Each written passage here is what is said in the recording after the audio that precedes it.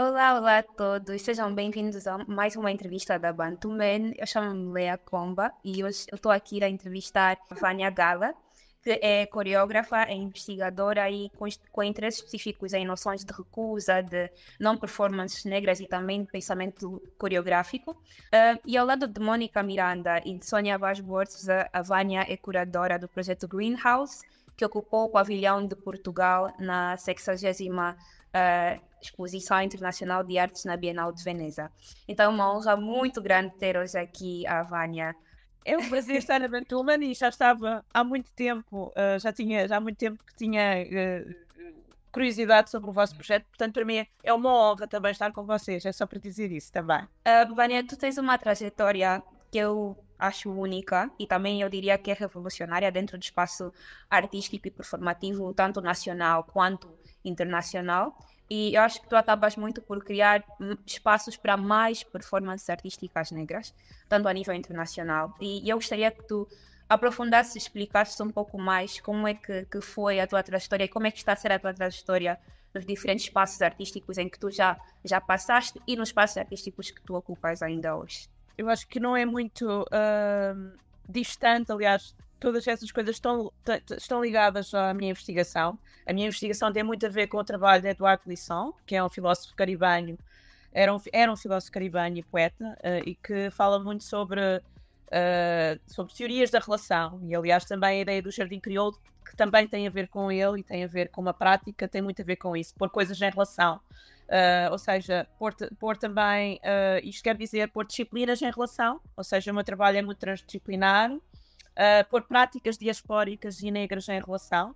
Grande parte da minha prática tem sido fazer isso, e fazer isso ocupando espaços que têm, ou seja, as práticas diaspóricas não têm fronteiras, as práticas diaspóricas negras não têm fronteiras, e nesse sentido quer dizer também fazer projetos, colaborar em projetos que se calhar alguns deles, sei lá, eu colaborei com dois artistas contemporâneos britânicos negros, os nomes são Harold Offe e a Sonia Boyce, mas também trazendo essas práticas também para outros sítios, ocupando sítios como a Cultura Geste e envolvendo também a comunidade negra portuguesa. Portanto, nesse sentido, grande parte do meu trabalho é pôr essas coisas todas em relação. E acho que isso também tem a ver com o meu percurso, porque eu inicialmente, a primeira vez que saí de Portugal foi em 1994. Vivi e trabalhei em 9 diferentes países, e portanto, essa prática que eu tenho hoje também é o acumular dessas experiências. Tem algo super interessante na tua obra e nas tuas criações que eu acho super interessante, que é o conceito de filosofia da performance e o teu interesse também, né, nesse conceito de não performance negra. O que é esse conceito de não performances negras? E o que é que como é que tu criaste o interesse, ou como é que surge a ideia da filosofia da performance nas tuas obras e da tua criação artística, de modo geral? A ideia, eu queria só dizer, a ideia de non-performance vem muito, está muito relacionada principalmente com o meu doutoramento, que iniciei em 2015, e está relacionada com, qual é que seria a tradução? Estudos de negridade, eu diria, se calhar, os estudos negros, que vêm mais, e também estudos caribenhos, ou seja, o conceito, a grande parte da minha investigação tem a ver também com o conceito de opacidade, o direito à opacidade, que o Lisson fala, o direito a não sermos compreendidos e as nossas práticas poderem desenvolver-se de acordo com o que elas próprias são, em vez de serem sempre analisadas, extraídas, ou seja, extrativismo dessas práticas em relação a parâmetros europeus. E nesse sentido é também essa recusa, é a recusa de ser obrigada a estar, emoldurada de acordo com esses parâmetros. É recusar, muitas vezes, ter que ser emoldurada de acordo com esses parâmetros e desenvolver essas práticas e pô-las em relação também. E nesse sentido mas é também uma prática que vem também do ativismo negro. Portanto, também está enraizada, porque as duas coisas não estão desvinculadas. Aliás, algumas das práticas que também são elas práticas opacas, por exemplo, a capoeira é um exemplo dela, ou o crioulo é também uma prática opaca, é uma prática que finge ser uma coisa para ser outra, ou seja, a capoeira não é só algumas pessoas entenderiam como pode estar camuflada como uma dança, mas é uma prática de resistência, de fortalecimento do corpo, de preparar o corpo também para lutas, de manter as histórias afrodiaspóricas e as histórias dos povos que fizeram a Middle Passage, que eu não sei qual é o nome em português, ou seja, a passagem de barcos escravocratas, não é? E essa passagem desse sítio para o outro lado do Atlântico. E essas práticas diaspóricas depois desenvolvem-se nas plantações, ou seja, estamos a falar da capoeira, a capoeira existia, mas depois foi transportada e ela sofre alterações. Ou, por exemplo, o crioulo, que é uma língua que no fundo é encríptica para o colono. E é nesse sentido que também são práticas de recusa, ou seja, práticas de ser obrigado a ser transparente e a explicar tudo. Eu acho que isso se reflete muito na Greenhouse, que foi apresentada na Bienal, e tu foste curadora. E eu acho que a Greenhouse na Bienal de Veneza foi também um momento histórico, eu diria, porque foi a primeira vez que 3 mulheres negras tiveram tiveram a ser curadoras do projeto da Greenhouse na Bienal de Veneza e a representar o pavilhão de Portugal. Acho que nesse sentido foi um momento muito histórico. Então gostaria de saber que tu nos explicasses um bocadinho dessa uma introdução de qual é que é o conceito da Greenhouse, de modo geral, e qual foi a narrativa que tu levaste para a Greenhouse na Bienal de Veneza. Então, o Greenhouse, eu penso, e aliás, vamos voltar no fundo delas, elas estão todas ligadas. Um dos aspectos mais importantes do Greenhouse tem a ver com o que tu falaste, acho que é um momento histórico, mas ele não está desligado também de ser um projeto transdisciplinar, em que põe várias práticas em relação, tal como o Jardim Crioulo, e portanto, nesse sentido, também tem a ver com isso.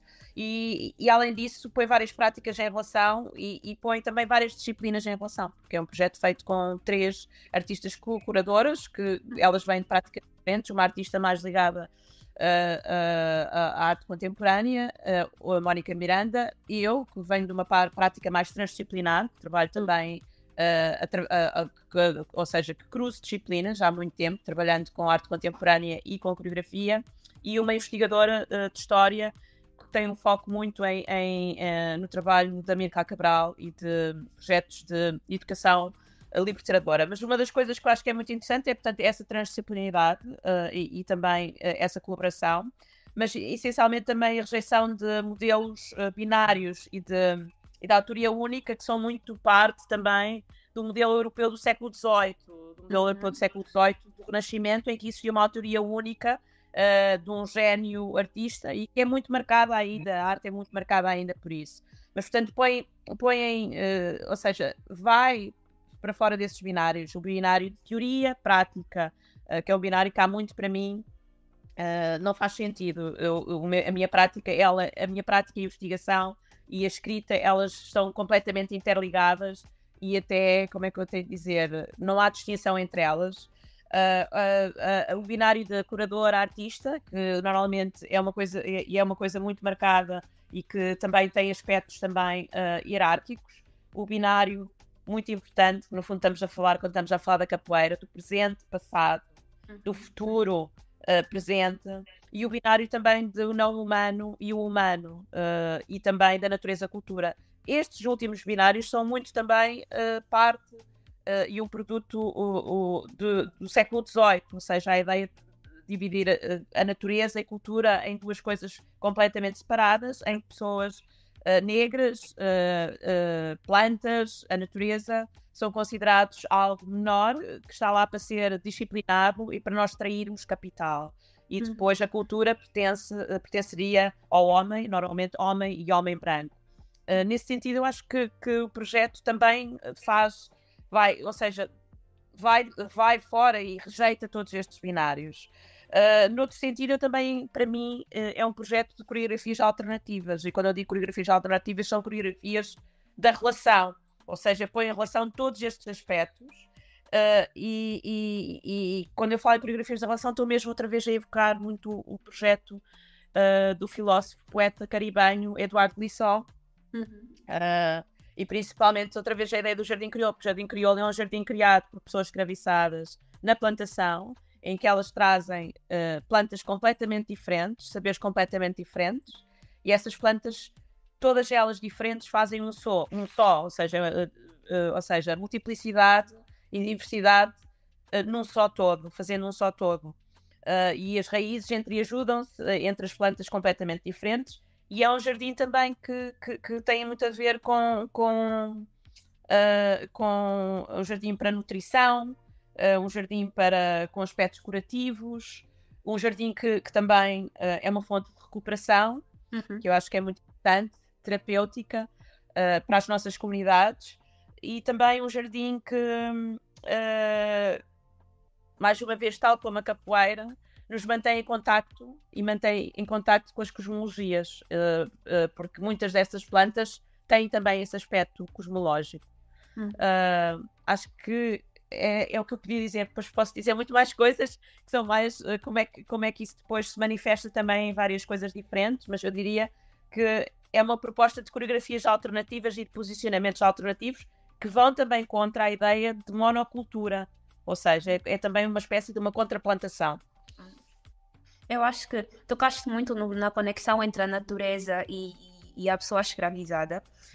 Eu gostaria de saber se há aí o conceito de liberdade como um ponto de conexão, ou seja, a libertação da natureza em si significaria também a libertação da pessoa escravizada. Sim, mas é preciso, eu não gosto, é preciso ter cuidados com esses termos, é preciso perceber que sim, isto é um tal como a capoeira e tal como outras práticas como o crioulo, também são práticas de resistência, mas que estão desenvolvidas dentro da plantação, é preciso termos em atenção a isso. Sim, é um espaço de liberdade, porque é um espaço que mantém todas estas de aspecto curativo, de aspecto de recuperação, de aspecto de alimentação, de fortalecimento, e nesse sentido, sim, tem esse... e também de nos encontrarmos, não é? Nesse sentido, sim, é um espaço de libertação. A Greenhouse, da Bienal, leva a peça O Passa-Folhas, se não me engano, que é uma peça coreográfica, né, que traz a ideia do jardim crioulo que tu já mencionaste aqui. E também acho que traz diversos elementos de resistência. Tiveste aqui a explicar resistência anticolonial e também representação cultural. Acho que é bom distinguir os dois. E eu gostaria de saber como é que a ideia do jardim crioulo em detalhes se torna a base do Passa-Folhas, da peça do Passa-Folhas. E como é que através da dança essa peça transmite essa mensagem de resistência anticolonial. Como é que tu conseguiste fazer essa conexão? E como é que tu conseguiste criar, de certo modo, a peça, tendo como base o jardim crioulo? Então, eu investigo o jardim crioulo desde 2015, portanto, é um aspecto anterior a este projeto, e tenho feito vários projetos com ele, tenho feito algumas coisas, não sei se viste, tenho uma coisa que se chama Mesa para Práticas de Cabeça para o Ar e de pernas para o ar e de cabeça para baixo, que é sobre o jardim crioulo. Portanto, é um conceito que eu investigo desde 2015. Desde 2015 há 9 anos, para aí. Portanto, não é, ou seja, faz parte da minha investigação, ou seja, a opacidade e o jardim crioulo que estão ligados ao glissant fazem parte da minha investigação. Portanto, não é nada de novo. E na minha investigação investiguei muito, por exemplo, uma substância, que é o gengibre, que é uma das substâncias que faz parte do jardim crioulo. E nesse sentido, como é que ele se relaciona com o jardim crioulo? Relaciona-se, por exemplo, com alguma das coisas que estávamos a falar, com a ideia de pôr várias práticas em relação, e práticas que também estão ligadas. Eu falei de uma delas, que é a capoeira, mas não falei de outra delas, que acabei agora mesmo de falar contigo, que tem a ver com... e que está ligada também à capoeira, ou seja, de pernas para o ar ou de cabeça para baixo, como posicionamento, e o que é que esse posicionamento significa. E vou falar um bocadinho sobre ele. Esse posicionamento tem muito a ver também com práticas da capoeira, ou seja, práticas que estão ligadas à cosmologia do Reino Kalunga, e no Reino Kalunga e na capoeira as práticas, as posições ao contrário, têm a ver em estarmos conectados com os espíritos com as pessoas que morreram. E tu encontras, e lá está, é outro exemplo das práticas diaspóricas, encontras estas práticas, por exemplo, nos Estados Unidos, nos estados mais a sul, que chamas a região do Black Belt, onde havia muitas plantações, encontras isso em práticas de, como é que tu dizes, de sepultura, em que as sepulturas são viradas ao contrário, por exemplo, para dar um exemplo. Portanto, isso é outra das coisas que eu explorei e que se relaciona também com estas ideias do jardim crioulo. Outra das ideias é pôr essas práticas em relação e também inspirar-me em algumas das substâncias, dos cheiros, coisas que estive a falar, cosmologia, maus espíritos, ou seja, a própria título passa-folhas é uma prática de passar folhas pelo corpo para afastar maus espíritos. E é a partir também dessa prática que também desenvolvemos o passa-folhas. O passa-folhas foi feito em colaboração com 4 performers, mas eu se calhar não avanço mais. Respondi só à tua pergunta sobre como é que ele se relaciona, ou seja, uma multiplicidade de práticas em relação e uma multiplicidade de posicionamentos. Por exemplo, na capoeira, a posição plantar bananeira tem muito a ver com plantar a bananeira mesmo. A bananeira normalmente é plantada com o caule ao contrário, de pernas para o ar ou de cabeça para baixo, porque é a única forma que ela se torna generativa, ok? Pronto, esse exemplo é um exemplo muito concreto também, como é que ela se liga ao jardim crioulo. Tu falaste, enquanto explicavas, eu notei que falaste muito sobre o Caribe em si. Isso faz parte, o Caribe aparece muito na tua investigação. E que conexões acabaste por encontrar entre o Caribe e a África? Eu queria dizer 2 coisas, e isso é muito importante, e eu também acho que é muito importante no trabalho do Eduardo Lisson. O Caribe, enquanto geografia, não é uma geografia, eu não quero falar dele como uma geografia singular. E porquê? Porque o Caribe tem a ver com essas práticas diaspóricas que estão em relação. E algumas pessoas dizem, algumas dessas práticas que estamos a falar, nós vamos encontrá-las também em Cabo Verde e em São Tomé. Aliás, há alguns autores que dizem que São Tomé é a primeira ilha caribenha. Parte da minha investigação tem muito a ver com o trabalho do Eduardo Lisson e ideias de criolização. E também, como eu disse antes, estudos de negridade. Estamos a falar de estudos de negridade, estamos a falar, a ideia de non-performance vem do Fred Moten, ou também estamos a falar de Saidiya Hartman, que tem a ver com... Queria só mencionar estes três aspectos. O segundo aspecto, claro que estão em relação, eu acabei de dizer, de falarmos dessa relação, a relação entre uma prática que é a capoeira, que acabei de falar do reino Kalunga, que é um reino que está na região do Congo, não é? E portanto, acabei de pôr essas práticas em relação, que nós encontramos algumas dessas práticas. Eu falei no sul, na parte sul dos Black Belt dos Estados Unidos, mas também encontramos algumas dessas práticas no espaço caribenho, como algumas dessas que estamos a falar de plantas. Vamos encontrar algumas dessas plantas, algumas dessas cosmologias. Mas eu acho que eu também não gostava de falar de ideias sobre a África. A África é um continente muito grande e por isso eu estou a falar por isso é que eu só falei no reino Kalunga. E estou muito a falar, estamos a falar que neste momento faz parte do reino, faz parte do Congo e de Angola, ou seja, nem sequer é across, como é que é? Transborda as fronteiras que foram impostas pelo Império Colonial. E isso é muito importante porque quando começamos a falar de geografias, podemos começar a pensar em geografias quase monocultura, e todo o trabalho do Eduardo Lisson, e é isso que eu gostava, e o meu trabalho tem muito a ver com a ideia de dizer não a uma ideia de uma origem singular.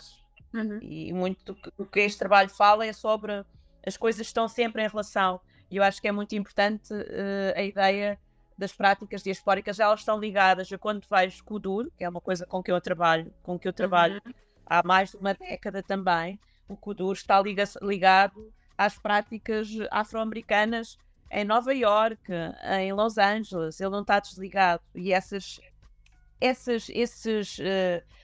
ligações são ligações que acontecem de uma forma muito menos, como é que eu ia dizer, e principalmente na dança e na música, elas acontecem de uma forma muito mais orgânica, e elas, claro, também se alteram com o mundo em que nós vivemos. Sei lá, eu há uns anos fiz um projeto na zona da Bósnia, da Croácia e da Eslovénia, e um dos bailarinos com quem eu trabalhei era muito novinho, tinha 18 anos, e ele vinha mais de hip-hop, de cultura hip-hop, e ele tinha aprendido a cultura hip-hop por vídeos. Mas ele sabia tudo sobre a história da cultura hip-hop, quem eram os primeiros MCs, originários, mesmo pessoas que tinham começado a trabalhar nessas práticas antes, ou seja, os pioneiros, antes dele nascer, décadas antes dele nascer. E, portanto, era só para dizer que essas práticas não têm, as práticas diaspóricas negras não têm geografia, nesse sentido de um mapa que marca algo original e de uma origem única. Nesse sentido de notar que essas práticas diaspóricas negras não têm geografia, e tu falaste sobre a influência do kuduro no hip-hop, por exemplo, tu achas que isso é uma questão mais de herança cultural por causa da escravatura e desse todo o processo que os povos passaram, ou tu achas também que é uma grande influência do processo de globalização que nós vivemos hoje em dia, que é um processo muito mais moderno e que ajuda as pessoas a partilhar essas culturas? O que achas? As duas coisas, isso é um aspecto muito importante.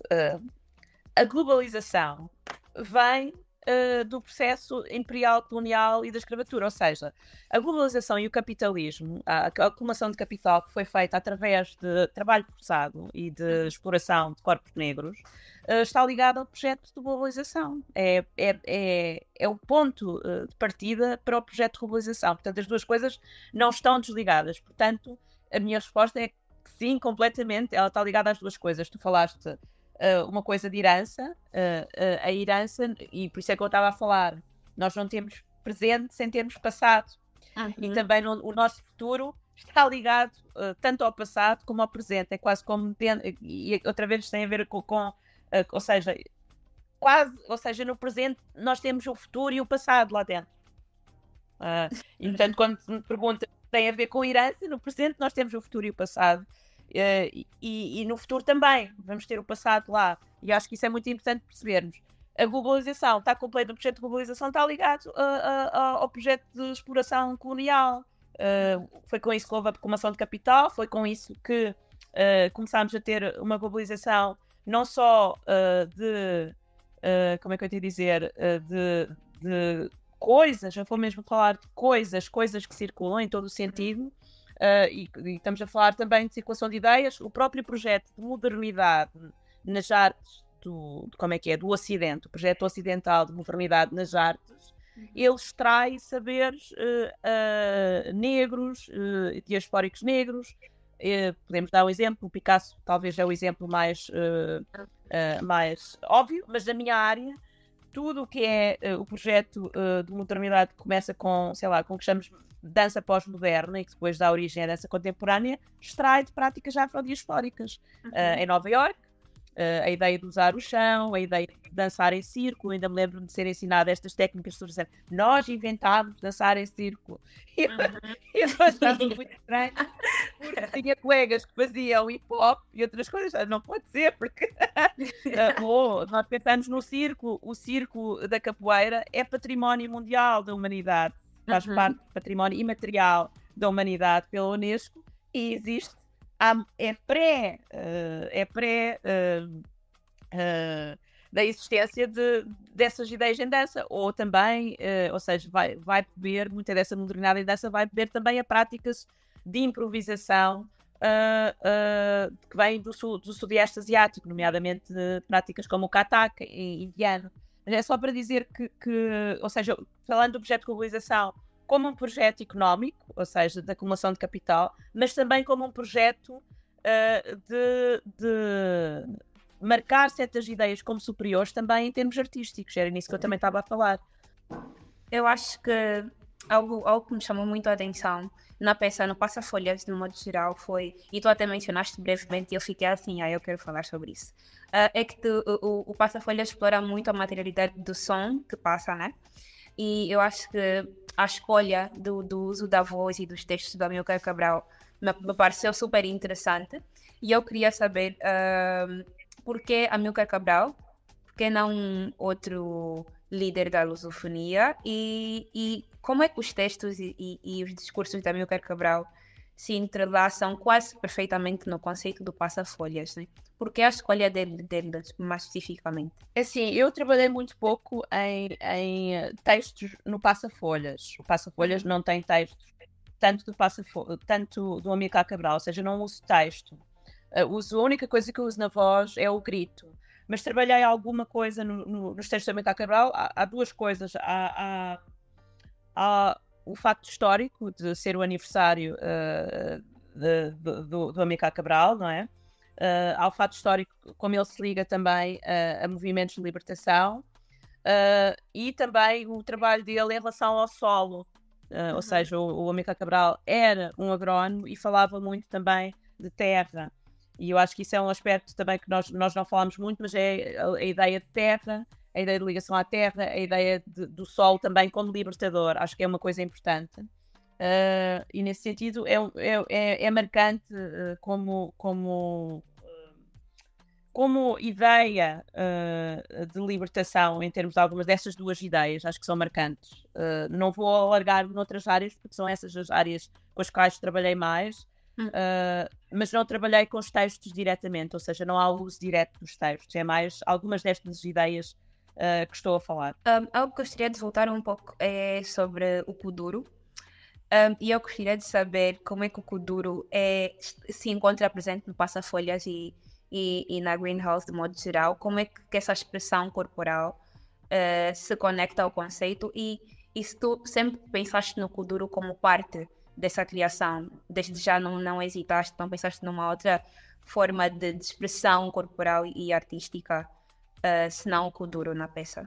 Não existe só o Kuduro na peça, mas o Kuduro é algo que eu investigo também há mais de 10 anos. Eu fiz uma peça chamada Miami Luanda, que foi parte integrante da Plataforma Portuguesa de Artes Performativas em Montemoro Novo e que estreou inicialmente no Teatro Académico de Gil Vicente, em Coimbra, que trabalhou no Kuduro. Isto deve ter sido, se não estou em erro, desculpa, tenho que ver, mas também já foi há bastante tempo. Tenho que ver, mas para aí há uns, talvez, 2009. Portanto, o Kuduro, outra vez, é uma parte integrante do meu trabalho. Não é algo novo, é algo que eu volto. É a primeira coisa que eu queria dizer. 2009, para ser mais precisa, desculpa. E a peça chama-se Miami Luanda. E nessa altura trabalhei também já com Kuduro e com capoeira. Trabalhei com um capoeirista, Yuri Bumba.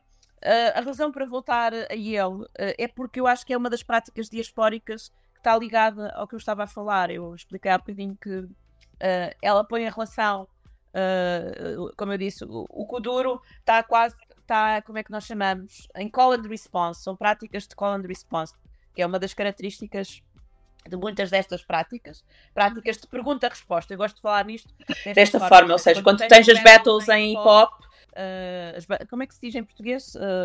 As batalhas de hip-hop? Sim, eu não sei se é o nome que se usa em português. Elas são feitas com processos de call and response, pergunta-resposta. Uma pessoa vai para o circo, volta a outra pessoa. A capoeira tem a mesma coisa. E isto, o Kuduro é quase um call and response com outras práticas que estão ligadas ao hip-hop, mas que também estão ligadas às práticas também de dança africanas, ou não é africanas, mas em concreto em Luanda e Angola, que é o que eu conheço, que eu conheço mais em concreto, portanto, com a qual eu tenho mais proximidade. E a capoeira é a mesma coisa, nesse sentido. É uma prática que vem desse sítio, mas que é levada para outros sítios e se transforma e está sempre em diálogo. Ela não... ou seja, ela está em diálogo. Essas histórias são levadas para o outro lado do Atlântico. Elas são cantadas, elas são tocadas, elas são, como é que se diz, incorporadas no corpo e transformadas. E o Kuduro tem essa transformação. E é nesse sentido que eu volto ao Kuduro. A segunda razão é porque eu estou a trabalhar com pessoas, nomeadamente, e agora gostava muito também de falar dos nomes dos performers com quem eu trabalhei. O meu processo é colaborativo. A Emília Ferreira, a Luísa Vilaça e o Mavá José.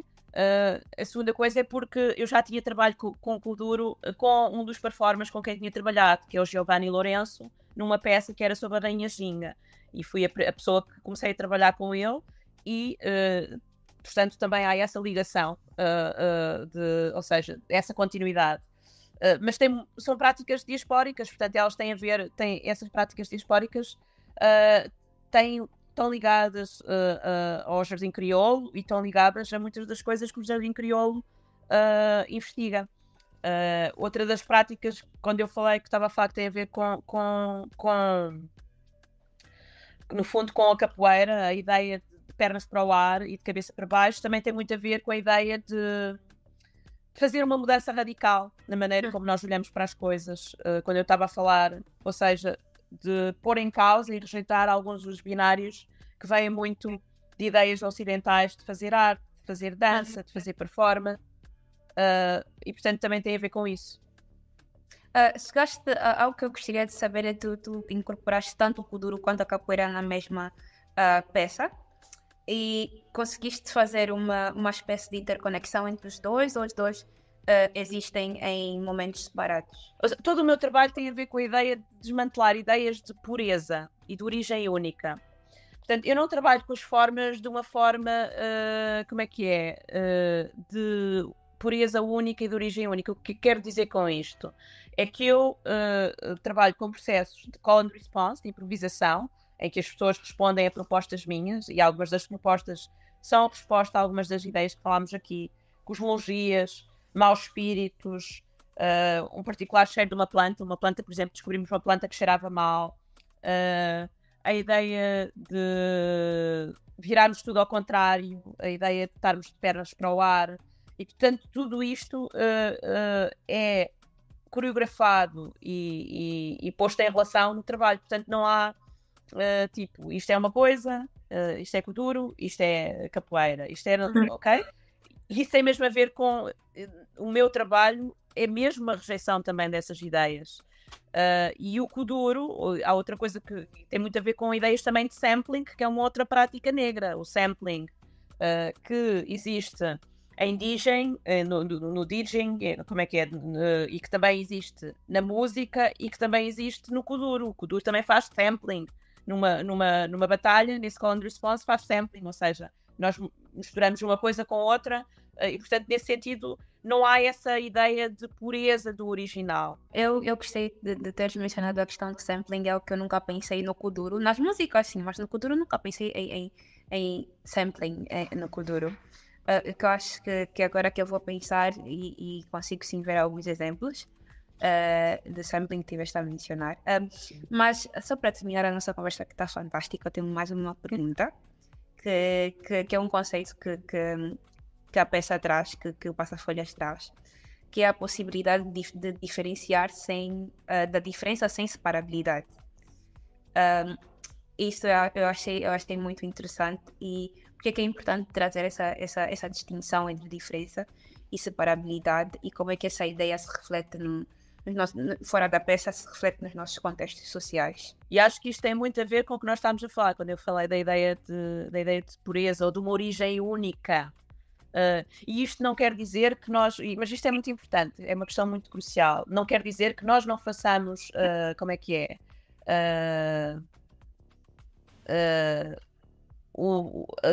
façamos, como é que se diz? O facto histórico de sabermos de onde é que, em que sítio é que encontramos estas práticas, quem são os autores dessas práticas. Não é esquecermos disso, mas é sabermos que não há uma origem única, principalmente então nas práticas de dança ou seja, a ideia de um autor único em práticas de dança é impossível, não é real. É uma ideia criada do iluminismo e de uma ideia ocidental, porque normalmente as práticas de dança são feitas com várias pessoas e têm que ser experimentadas em vários corpos. Eu estou-me a afastar da tua pergunta. Sim, diferença sem separabilidade. Isso é uma frase de uma autora brasileira que também trabalha em filosofia, e uma autora negra brasileira, Silva, que tem muito a ver com a ideia de multiplicidade que eu estava a falar, ou seja, tal como com o jardim crioulo, existe uma multiplicidade de ideias, de pessoas, de práticas que existem e que fazem um todo, e que não se anulam, podem coexistir juntas, tal como as plantas que vêm de sítios diferentes podem coexistir juntas, entre ajudar-se. E também podem não... eu não sou Deus, eu não preciso de compreender tudo, nem vou conseguir compreender tudo. E quando eu estou a falar em compreender, é apoderar-me, como é que eu ia dizer? Para extrair, ok? Era isso que eu também queria dizer. E eu acho que é muito importante para a forma como podemos viver hoje. E acho que esse pensamento que vem, a ideia também de multiplicidade e a recusa de uma origem única, também é muito importante para a forma como podemos conviver hoje no mundo global, aquilo que estavas a falar, ou mesmo num mundo que sempre foi múltiplo. O mundo nunca foi sem ser múltiplo, nunca foi só uma coisa. E eu acho que é muito importante, principalmente nos dias em que vivemos hoje, aceitarmos essa multiplicidade e pensarmos que o mundo é feito disso como um todo. Não sei se te respondi à pergunta. Eu acho que sim, acho que no final do dia é a ideia de abraçarmos essa multiplicidade, e entender que essas diferenças são individuais e precisam ser celebradas, mas que não precisam criar uma separação entre nós. Acho que é meio por aí. Muito obrigada, Vânia, por estares aqui, por nos proporcionares essa conversa fantástica e essas ideias super interessantes. Então, mais uma vez, foi uma honra ter-te aqui. Super obrigada, a honra é minha e eu espero ver-vos em Veneza em novembro e espero estar com vocês daqui a pouco tempo. Eu vou estar em Lisboa, portanto, ou então ver-vos aqui, por favor, digam alguma coisa. Com certeza, vamos fazer os possíveis. Muito obrigada, Vânia. E a todos que nos ouvem ou assistem, muito obrigada mais uma vez. Acompanhem o projeto Greenhouse, sigam a nossa página do Instagram Bantuman, fiquem atentos ao nosso website e temos conteúdos novos todas as semanas.